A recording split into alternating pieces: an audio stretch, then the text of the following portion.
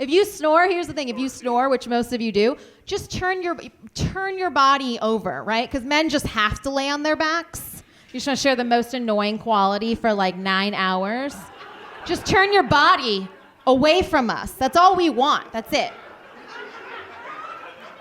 And I'm waking him up all night, just all night. Babe, like all night. And I still do it nice because we're like just married, you know? It'll come out. I can't take it. The problem is that men, like people that snore can fall asleep faster than anyone ever. Right? He'll be like, oh, sorry. I'm like, how are you already sleeping? Like, we just made eye contact. And now you're deep in REM cycle. What is...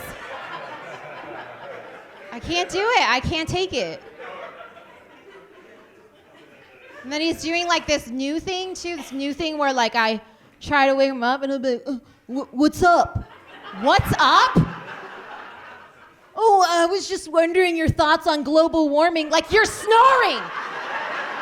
That's what's always up. Always. I'm a great wife. Am I right?